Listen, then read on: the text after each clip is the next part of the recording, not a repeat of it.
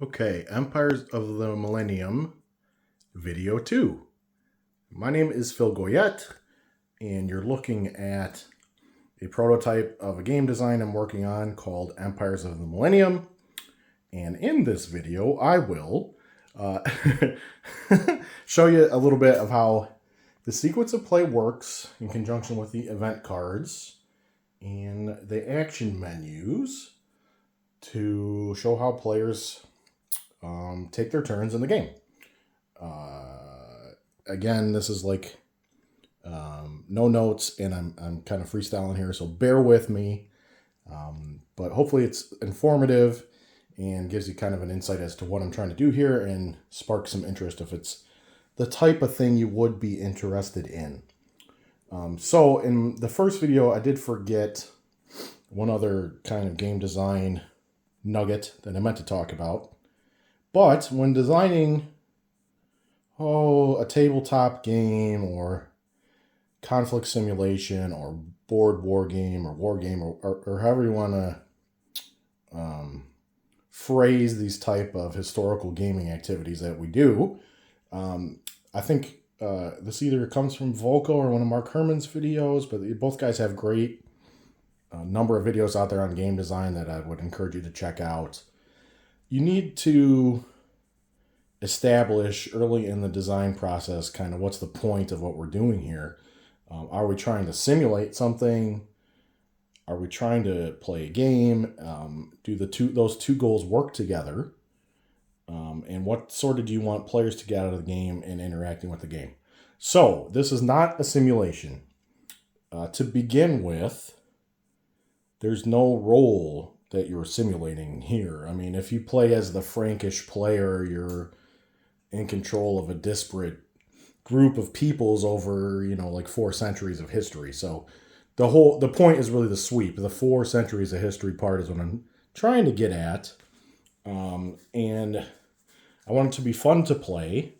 I want it to follow historically plausible channels and get to kind of plausible results, but it's not intended to be a simulation of any historical events of this era necessarily. But you should get a good flavor for the historical events of the era, who the leaders were, what difficulties they dealt with, what geographical, structural, technological constraints there were at the time, and how those actually changed over these centuries, and how the world itself sort of changed up until the First Crusade, which was its own sort of turning point, especially in European history. So that's where the game's coming from. I didn't get to that in the first video, but now you know where I'm coming from. So anyway, we're going to go to the sequence of play next. It's a 6-player game. Ordinarily, the set sequence of play for the 4-player coin games all works in a similar fashion. It's a very elegant sequence of play. My absolute favorite part about the sequence of play in the coin games is it keeps all the players interacting with the 2 event cards they can see and planning within sort of a delineated scope or focus of the next 2 turns, along with their long-term plans. So I wanted to retain that sequence of play the best I could, but after fooling around with it in a 6-player, I realized there's some things that need to change to make it applicable to 6 players, and I don't know that it even is working perfectly at the moment, but I'll show you where I'm at with how it's working. And the big thing is that the way passes work in the coin games, if you're familiar with the game system, is it's a very tactical play based on what cards are available and where you're at within the sequence of play itself. I think in order to capture that with 6 players, you're going to need to be able to see at least 3 of the upcoming event cards, because without it, you're going to have factions kind of stuck in the back half of the sequence. Anyway, so in Empire of the Millennium, how it's going to work is each faction has their own kind of disc, and they're just going to get randomly assigned. So I'm using me randomizing.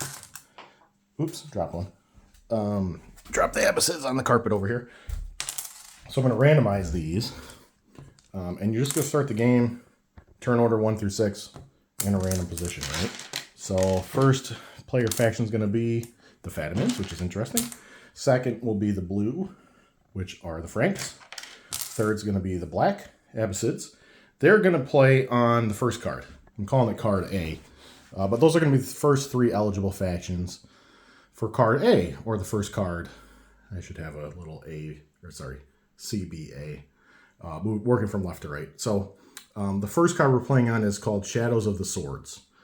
And those are going to be the 3 factions who are going to have options on that card. The first faction will be the Initiative faction. And then, like any other coin game, what the Initiative faction picks to do with their first option will limit potentially what the secondary and tertiary factions can do with their options. And then there's always the possibility of passing to gain money. Or you'll always gain money when you pass, but another strategic function of the pass is to set yourself up to play one of the later cards that comes down that you want to try and grab. Okay, so those are our first 3 eligible factions. Second 3 are going to be purple, which are the Byzantines. Red are the Vikings, the Norsemen. And then unfortunately for the Umayyads, they're going last, which probably set them up poorly. It's great for the Abbasids to go before the Umayyads at this point in the game because the Abbasids are on the march.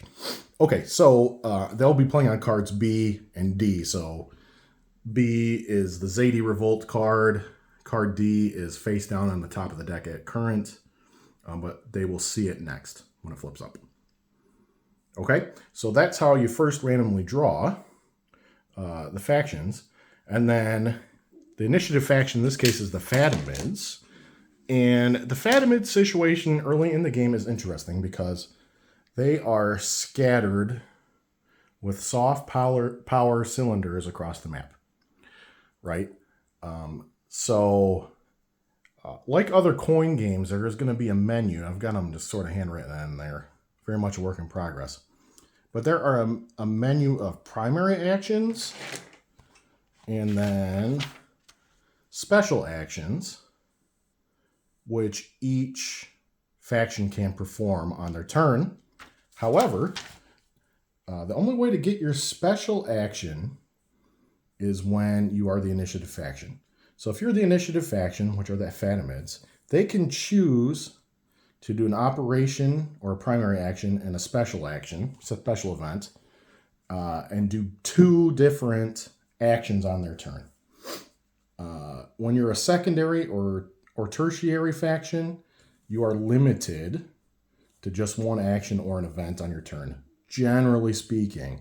Now, if the Fatimids take the event, which is called Shadows of the Swords, then the Franks will get an opportunity to take both a primary or operation and a special action on their turn, similar to other coin games.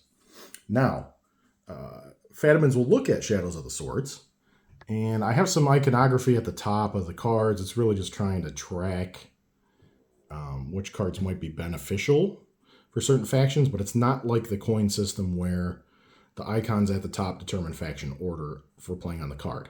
That's all handled down here in the sequence of play, and it just starts randomly. You can push it around during the different cards that come out during the epics by doing passes and such, but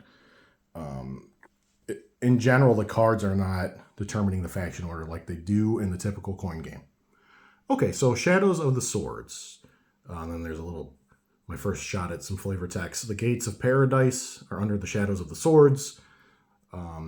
This is a card about the developing link between militarism and religion in the Islamic world at this time.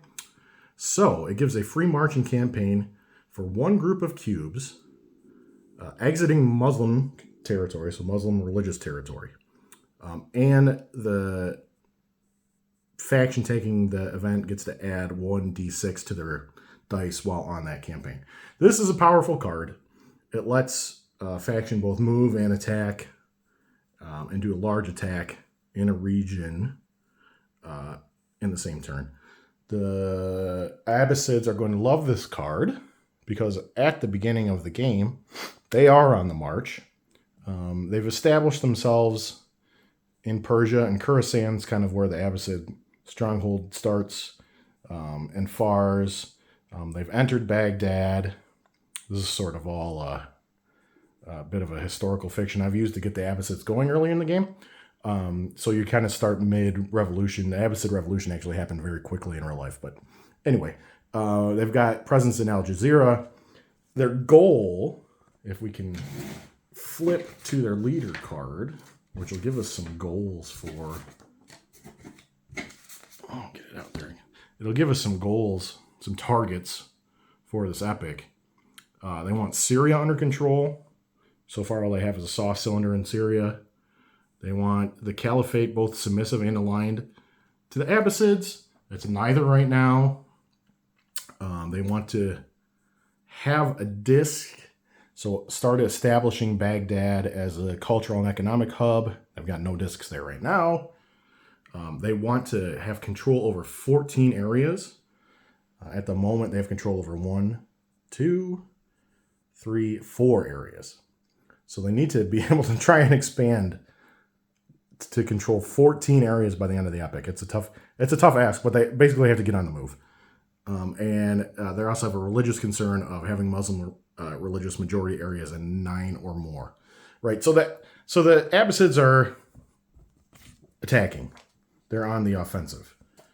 So they're licking their lips because of that good event on the card for them. Whereas the Fatimids are completely different.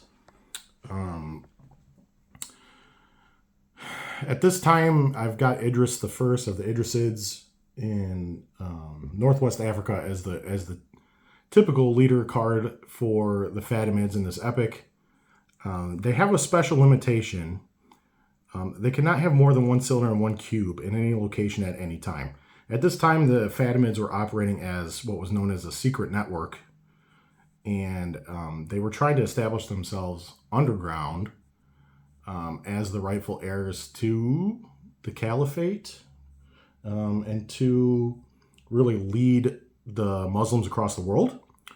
And they fought, they were going to face serious resistance from the far stronger Umayyad and Abbasid lines at this time. So in response, they tried to stay underground. The special condition is just a way to model that in game terms. I'm just going through this because they would not want to take the event card, which only helps you if you have a large group of cubes and you're on the offensive. So the Fatimids are thinking, we got 2 options. We actually have 3 options here. We can do what I always call a big move. So we can go take an operation and a special action, or a primary action and a special action. But in doing so, we're going to give the Abbasids a crack at taking that event. Now, at this point in the game, we don't really care.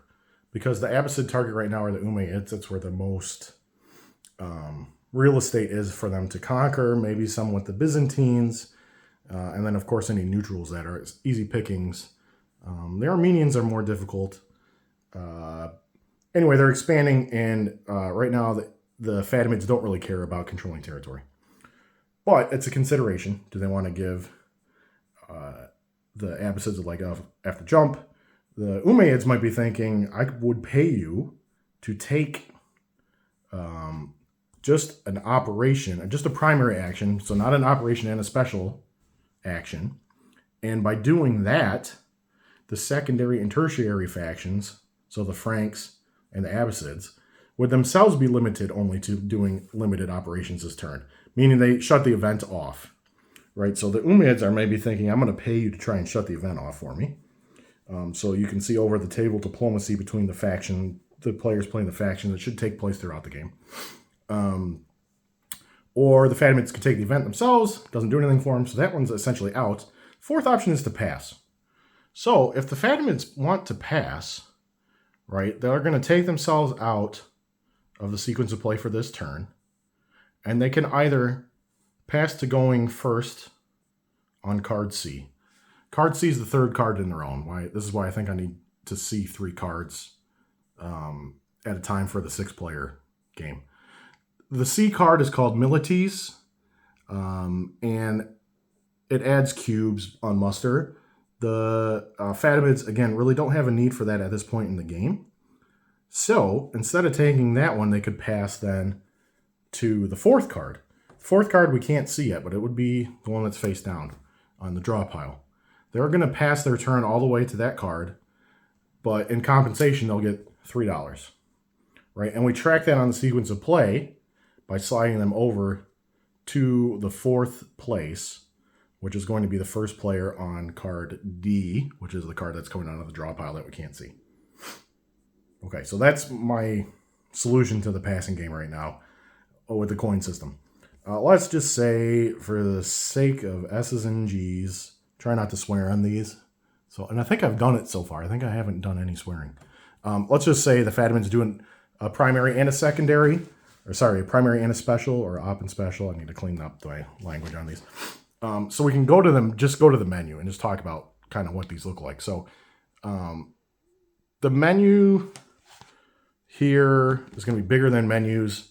In your typical coin games, typically you get 4 operation options and 3 special action options. And your operation options are tied to your special action options are tied to which operations you pick. So only certain special actions are available depending on which operation you do. I'm going to make it a little looser, I think, in this game to give more options, more stuff to do. And similar to coin, you can do them in either order. So you could do your primary action first, your secondary action second, or you can do all your secondary actions, special actions first, and your primary action second. Totally up to you. So that's all tactical play that comes out. But the Fatimids in their menu have a march action, which allows you to move your cubes or cylinders, paying to do so. So you usually have to pay in this game to accomplish things. It allows a muster action, which allows the Fatimids to add a cube to a location they control. Early in the game, they do control one location, Selyamasa, this is itself a sort of a geographical fiction I made up for the game, but this is where the Mahdi comes from eventually to establish the Fatimid Caliphate. Because they control it early on, it's a good idea to muster early there so you can get your cubes out, and then your cubes can start raiding. So raid would be the next primary action. Raids will be a key part of the game for pretty much every faction. To raid, you use a cube to strike in an adjacent location, and you roll a d6 on the raid chart. Based on where you land on the raid chart, there's lots of prizes and some pain. You can't determine your outcome. So you don't know if you're going to be taking money, leaving your cubes there. The second result on the raid chart, remove 1 piece from destination, gain $2. That is the depiction of slavery in the game, which happened rampantly across all these empires in this time period. So you got a lot of things that can happen, mostly good when you raid. You have a suppression action. This allows you to reveal cylinders of other powers. This is sort of a way to undermine their soft power, because once active, then they can't do things. You can build. That location allows you to convert cylinders into a disc. A disc is like a base in the Coin Series games. You can muster more there. There's victory points attached to it. But the discs themselves aren't really military bases, especially at this juncture in the game, because at this point in history, military fortifications are primitive. And for example, the castle hasn't been invented yet. But it will be invented in the course of the game, which is pretty interesting. So the discs are sort of representing cultural achievements, like Jerusalem, Church of the Holy Sepulchre, or the Mosque of Jerusalem. Down in Al-Hayaz, the disc is representing Mecca. In Rome, you've got kind of a neutral cultural achievements of the history of the Roman Empire. And then you've got your blue Frankish papacy disc, which is kind of representing the Vatican. So it's a little more abstract than saying it's like a military base. That's my whole point, sorry. You can do a primary action of activating a neutral. This allows you to take an unactivated neutral cylinder and activate it, and then use the neutral blocks in that, neutral cubes in that location to do something. So the Fatimids early on are really in the space of the game where they can mess with everybody. And what they can do is, for example, if they want the Bulgars to harass the Byzantines, which happened frequently at this time, they would activate the soft power of the Bulgars, and they could march or raid with the Bulgar cubes across the border from Bulgaria into Thrace, and pick at the Byzantines in that way, or whoever else they feel like the rivals are, or whoever else wants to buy them off at that time. So activating the neutrals will be also kind of a key part of primary actions in the game. And then the Fatimids also have a treaty action, which allows them to place a no campaigns marker in a particular location by activating the soft power there. So say the Byzantines are frequently using this. Say there's a Byzantine soft power in Sicily. Sicily's a major military spot, very valuable. Byzantines are going to work hard to hold it, but it's also going to be hard to hold. Well, the Byzantines could activate their soft power and place a no campaign marker by making a treaty with their neighbors for the remainder of the epic. This is diplomacy, right? This is how you use your diplomacy. One way you can use your diplomacy in the game. So those are the primary actions available to the Fatimids. And then they could also pick a special action to do. They have a special action called Occultation, where they can hide. Or they can add additional soft power cylinders to certain locations. They can do a naval raid. They won't be doing it early in the game, but they will be doing it later in the game. And naval raids will allow them to use their cubes to move, say, from North Africa, Ifriqiya, to raid into Sicily and pinch at whoever happens to be in power in Sicily at the time. Could be the Byzantines, could be the Abbasids, could be the Franks, could be the Normans.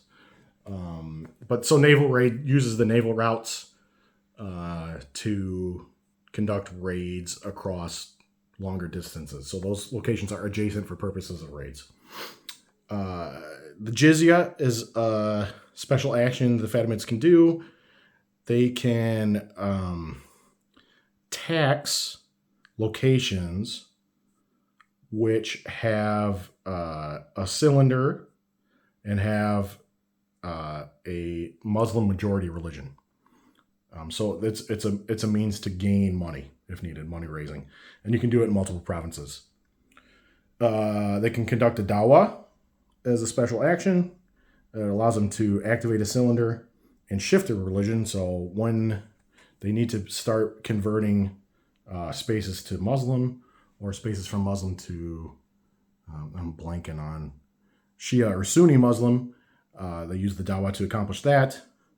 The Mawla is allowing them, the Fatimids, to convert pieces. So the Mawla allows you to take a cylinder, activate it, and exchange pieces. So they could conduct a Mawla in Syria, activate their soft power, and exchange one of the Umayyad cubes for a Fatimid cube. Basically recruiting the faction to their side. They can conduct an emissary.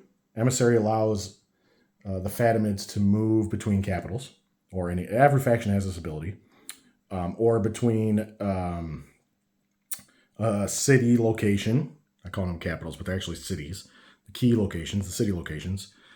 Move between city locations or move from a city location to the Caliphate track. So if they want to start messing around up there, they use the emissary to do that. And finally, they can campaign. The campaign is the extended military action. It's like the assault, I suppose, in coin games. I'll probably do a separate video to run through how the campaign works. But it's how you, once you've moved your cubes into a location with your enemy's cubes, how do you kill them and how do you take over? So you conduct a campaign, and there's a sequence of play for that. But know that campaigns are special actions. So to conduct a big military venture in this game, you will need to be in the initiative spot or rely on event cards to allow you to do it, which is what makes the Shadows of the Sword such a nice event card. So that's how the event cards, the action menu, and the sequence of play all interact with each other to allow you to do things on the map to gain regions, points, money, etc. throughout the game. Or sort of, how do you play this thing? So hopefully that was enlightening. Next video I'll probably do on the campaign system itself to show you how that works. But if you have any questions or comments or whatever, just let me know. And thank you. I hope you enjoyed.